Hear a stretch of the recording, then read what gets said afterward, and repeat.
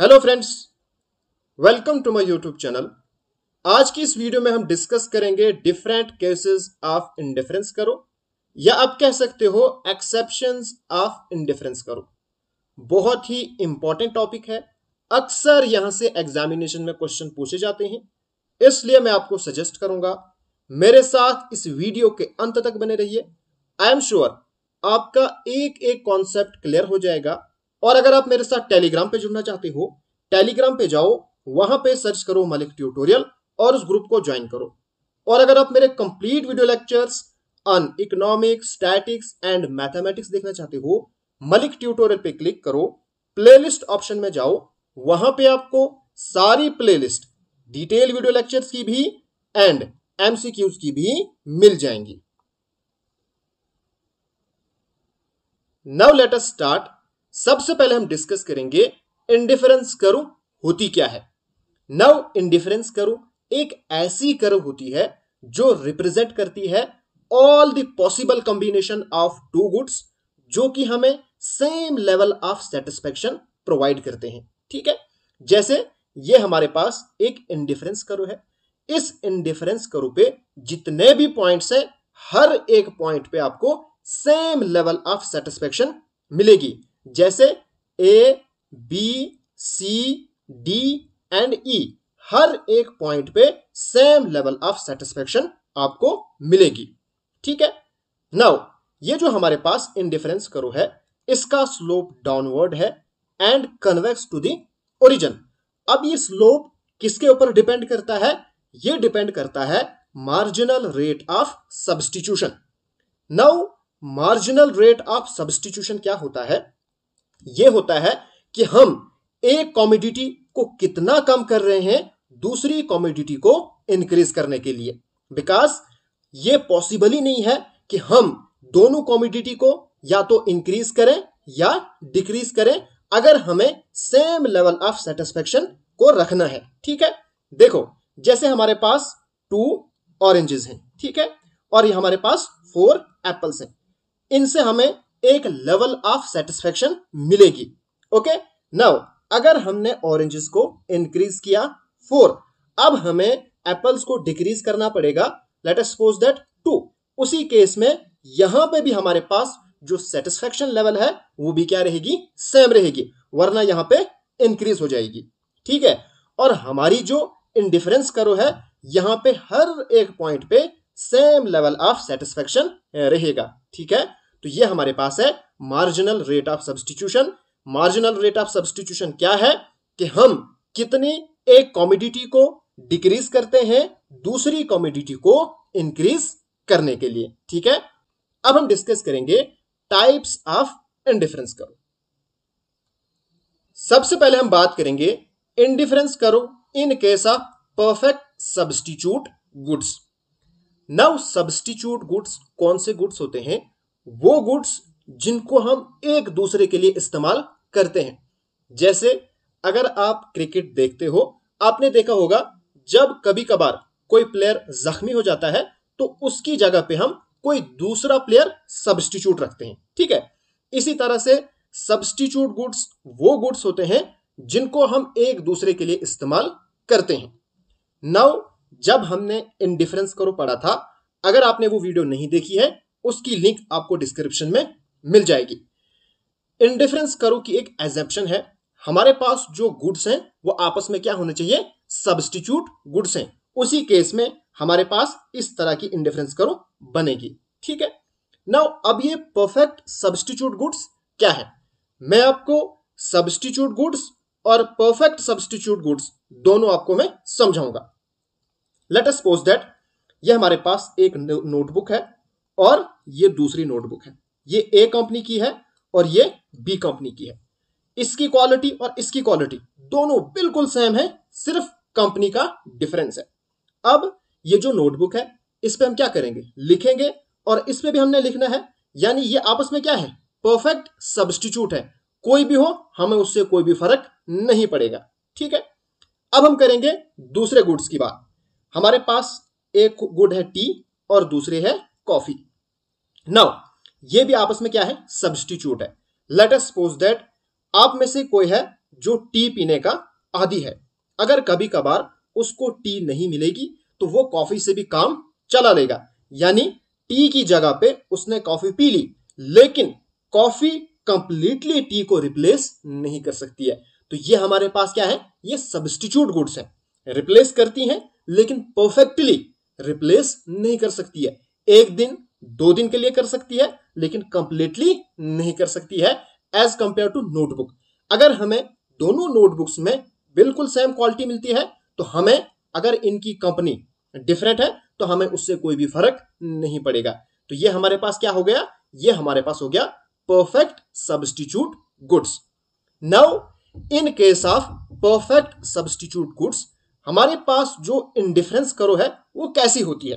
Now देखो, late us suppose that हमारे पास ये पॉइंट है, यहां पे हम क्या करते हैं, जो गुड y है वो 2 यूनिट कंज्यूम कर रहे हैं और गुड x है वो भी हम 2 यूनिट कंज्यूम कर रहे हैं। Now let us suppose that अगर मैं गुड x को इंक्रीज करना चाहता हूं तो मुझे गुड y को डिक्रीज करना पड़ेगा। लेट अस सपोज दैट मैंने गुड x को 1 यूनिट इंक्रीज किया तो 1 ही यूनिट गुड y डिक्रीज होगा, क्योंकि बिल्कुल परफेक्ट सब्स्टिट्यूट है। ठीक है, इस नोटबुक की जगह पे इस नोटबुक को मैंने इस्तेमाल किया। ठीक है, इसी तरह से अगर मैं गुड y को इंक्रीज करना चाहता हूं 1 यूनिट, तो 1 यूनिट ही जो हमारे पास गुड x है वो क्या हो जाएगा, डिक्रीज हो जाएगा। तो इस केस में हमारे पास जो इंडिफरेंस कर्व बनेगी ना वो इस टाइप की बनेगी, इस तरह से स्ट्रेट लाइन और डाउनवर्ड स्लोपिंग, बिकॉज इस केस में हमारे पास जो मार्जिनल रेट ऑफ सब्स्टिट्यूशन है वो कांस्टेंट है, या आप कह सकते हो -1। क्यों, देखो हमारे पास जो marginal rate of substitution of x for y, ये हमारे पास क्या होता है, चेंज इन y अपॉन चेंज इन x। ठीक है, पहले हमारे पास यहां था, लेट अस सपोज दैट हमने यहां से यहां चेंज कर दिया। ठीक है, तो हमारे पास जो गुड x है वो कितना इंक्रीज हुआ, 2 से 3, यानी हमारे पास आ गया 3 - 2। और इसी तरह से हमारे पास जो गुड y है ये डिक्रीज कितना हुआ, पहले था 2, देखो इतना कंज्यूम कर रहे हैं, अब हम इतना कंज्यूम करने लगे, यानी हमारे पास आ गया 1 - 2। जो न्यू है वो 1 है, जो ओल्ड है वो 2 है। ठीक है, तो हमारे पास यहां पे बनेगा -1। ओके, तो हमारे पास जो मार्जिनल रेट ऑफ सब्स्टिट्यूशन है in case of perfect substitute goods वो हमेशा क्या रहेगा, -1। चाहे आप कितनी भी बड़ी इंडिफरेंस करो, ड्रा करो, चाहे आप यहां से करो या कहीं और से करो, हमेशा जो मार्जिनल रेट ऑफ सब्स्टिट्यूशन है वो -1 रहेगा, और जो स्लोप ऑफ इंडिफरेंस करो है वो बिल्कुल स्ट्रेट लाइन बनेगी और डाउनवर्ड स्लोपिंग, बिकॉज जो गुड्स हैं वो आपस में क्या है, बिल्कुल परफेक्टली सब्स्टिट्यूट है। ओके, नेक्स्ट अब हम डिस्कस करेंगे indifference curve in case of perfect complementary goods, या आप सिंपल को हो complementary goods. Now complementary goods कौन से गुड्स होते हैं, वो गुड्स जिनको हम एक साथ इस्तेमाल करते हैं। जैसे हमने पेयर्स ऑफ शूज खरीदे, एक लेफ्ट के लिए एक राइट के लिए, तो दोनों शूज को हम एक साथ इस्तेमाल करेंगे। ठीक है, या आप कार और पेट्रोल की बात करो, जब हम कार इस्तेमाल करेंगे तो पेट्रोल भी ऑटोमेटिकली इस्तेमाल होगा। तो ये हमारे पास होते हैं कॉम्प्लीमेंट्री गुड्स। नाउ इंडिफरेंस करो कॉम्प्लीमेंट्री गुड्स के केस में कैसे होगी, उसको हम एक एग्जांपल से यहां पे समझेंगे। लेट अस सपोज दैट हमने 2 पेयर्स ऑफ शूज खरीदे, जिनमें हमारे पास लेफ्ट पैर के लिए 2 हैं और राइट पैर के लिए भी 2 जूते हैं। ठीक है, now let us suppose that जो गुड x है ये राइट पैर के जो शूज हैं उसको रिप्रेजेंट करेगा, और जो गुड y है ये जो लेफ्ट पैर के लिए जो शूज हैं उनको रिप्रेजेंट करता है। तो इस केस में हमारे पास जो इंडिफरेंस करो का पॉइंट है वो बनेगा यहां पे, जहां पे हम 2 जो शूज हैं वो लेफ्ट पैर के और 2 राइट पैर के, तो ये हमारे पास क्या है, पॉइंट ऑफ सेटिस्फेक्शन, यहां पे हम इतने सेटिस्फाई है। Now let us suppose that अगर हम लेफ्ट पैर के लिए 4 शूज खरीदेंगे तो हमारे पास इस केस में भी जो सेटिस्फेक्शन लेवल है वो यही रहेगा, बिकॉज जब तक ना हम राइट पैर के लिए भी जूते खरीदेंगे तब तक हमारे पास इन जो एक्स्ट्रा 2 शूज हैं उनका कोई भी फायदा नहीं है। यानी अगर हमने जो लेफ्ट पैर है उसके 4 शूज खरीदे हैं फिर भी हमारे पास जो सेटिस्फेक्शन लेवल है वो यही रहेगा। और अगर हमने 4 पैर जो है 4 शूज जो है राइट पैर के लिए खरीदे उस केस में भी हमारे पास यही रहेगा, सेटिस्फेक्शन लेवल यही रहेगा। बिकॉज जब तक ना हम लेफ्ट के पैर के लिए भी ये 2 एडिशनल जूते खरीदेंगे तब तक हमें इनसे कोई भी सेटिस्फेक्शन लेवल नहीं मिलेगी। तो इस केस में हमारे पास जो इंडिफरेंस कर्व है ये वाली कर्व है, ठीक है। तो ये हमारे पास क्या है, इंडिफरेंस कर्व है, यानी एल शेप की कर्व है। हेंस आप ये कह सकते हो हमारे पास जो इंडिफरेंस कर्व बनती है in case of perfect complementary goods है वो क्या है, एल शेप है। ओके, नाउ अब इस केस में मार्जिनल रेट ऑफ सब्स्टिट्यूशन क्या होता है वो हम यहां पे डिराइव करेंगे। हमारे पास जो मार्जिनल रेट ऑफ सब्स्टिट्यूशन है इसका क्या फॉर्मूला है, change in Y upon change in X. ठीक, लेट अस सपोज दैट पहले हमने क्या किया, पहले हमने जो लेफ्ट पैर है इसके 4 जूते एक्स्ट्रा खरीदे, ठीक है। तो पहले हमारे पास 2 थे, न्यू हमारे पास 4 बन गए, तो चेंज होता है न्यू माइनस ओल्ड यानी 4 माइनस 2। और हमने जो राइट पैर का वो कोई भी जूता एक्स्ट्रा नहीं खरीदा, जो पुराना था वही रहेगा, यानी चेंज क्या है, 0 है, कोई भी चेंज नहीं आई तो 0। तो यह बनेगा हमारे पास 2 अपॉन 0। जब भी नीचे में यानी डिनोमिनेटर में 0 आता है तो वो हमारे पास बनता है इनफिनिटी, जिसको हम इससे डिनोट करते हैं। सो आप ये कह सकते हो marginal rate of substitution in case of perfect complementary goods जो वर्टिकली है उस केस में हमारे पास क्या आएगा, इनफिनिटी आएगा, ठीक है। जो वर्टिकल है उसके लिए इनफिनिटी। और अगर मार्जिनल रेट ऑफ सब्स्टिट्यूशन हम बात करेंगे हॉरिजेंटल के लिए तो हमारे पास क्या आएगा, change in Y upon change in X. इस केस में अगर हम यहां पे कोई भी चेंज नहीं करेंगे, यानी कि इस वक्त हम क्या करेंगे, राइट पैर के लिए 4 जूते खरीदेंगे और लेफ्ट के लिए कुछ भी नहीं, तो हमारे पास चेंज क्या आएगा, इस वक्त वाई में कोई भी चेंज नहीं आया, 0 अपॉन एक्स में आएगा 4 माइनस 2। तो जब ऊपर पे 0 होता है तो आंसर क्या आता है, 0 आता है, ठीक है। तो इस केस में हॉरिजेंटल के लिए मार्जिनल रेट ऑफ सब्स्टिट्यूशन 0 है और वर्टिकल के लिए मार्जिनल रेट ऑफ सब्स्टिट्यूशन क्या है, इनफिनाइट है, ठीक है। कभी कभार ये भी एग्जामिनेशन में पूछा जाता है, इसलिए आपने याद रखना है।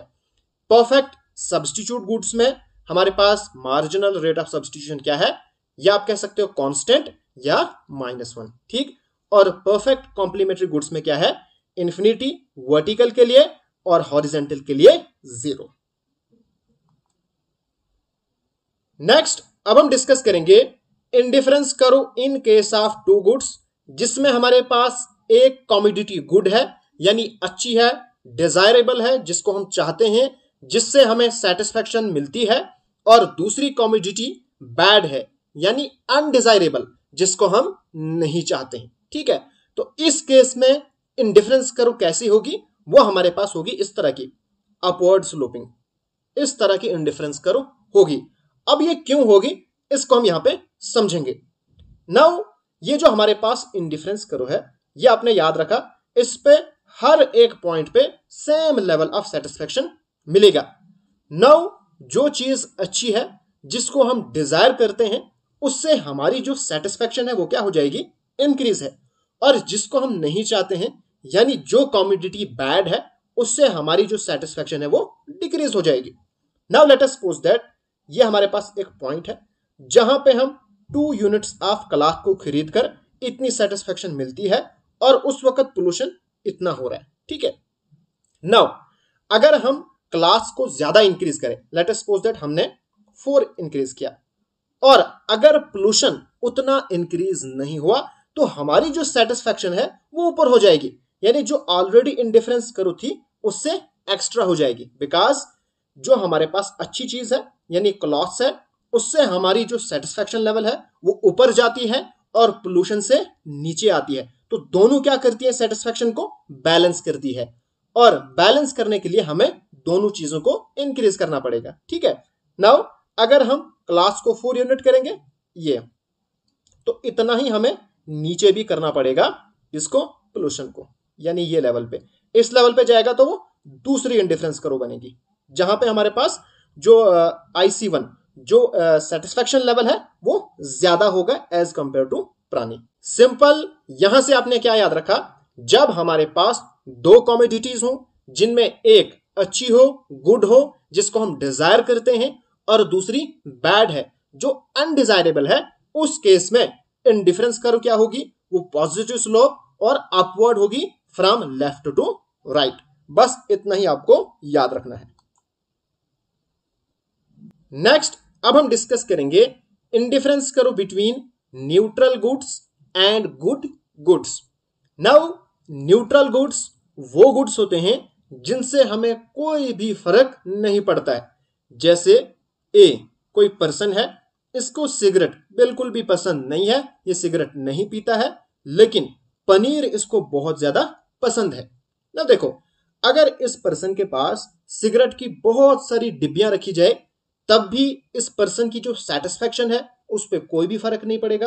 अगर होंगी नहीं, तब भी इसकी सेटिस्फेक्शन ना ही डिक्रीज होगी ना ही इंक्रीज होगी। बट अगर इसके पास पनीर अवेलेबल होगी तो इसकी सेटिस्फेक्शन इंक्रीज हो जाएगी, अगर नहीं होगी तो इसकी सेटिस्फेक्शन कम हो जाएगी। ठीक है, यानी ए पर्सन की जो सेटिस्फेक्शन लेवल है वो किस पे डिपेंड करेगा, पनीर पे, यानी जो गुड गुड्स है। ठीक है, सो इस केस में जो इंडिफरेंस कर्व है वो कैसे बनेगी, वो डिपेंड करेगी गुड गुड्स पे, यानी जो अच्छी कमोडिटी है। Now let us suppose that अगर अच्छी कमोडिटी 4 यूनिट्स है, तो जो इसका सेटिस्फेक्शन लेवल है ये रहेगा। अब ये जो हॉरिजेंटल स्ट्रेट लाइन है ये क्या शो करती है, ये शो करती है इस पर्सन की सेटिस्फेक्शन लेवल जब इसके पास 4 यूनिट्स ऑफ क्या है, पनीर है। ठीक है, और जो न्यूट्रल गुड है इसका कोई भी फर्क नहीं पड़ेगा, चाहे यहां हो कहीं पे भी हो, कोई भी फर्क नहीं पड़ेगा। ठीक है, और अगर हम एक्स एक्सिस पे जो गुड कमोडिटी उसको रिप्रेजेंट करेगा, तो उस केस में ये वर्टिकल लाइन बनेगी, यानी जिस एक्सिस पे होगा वहीं से लाइन ड्रा होगी। अगर जो अच्छी कमोडिटी है एक्स एक्सिस पे होगी तो वर्टिकल बनेगी, अगर ये वाई एक्सिस पे होगी तो इंडिफरेंस कैसे बनेगी, हॉरिजेंटल बनेगी।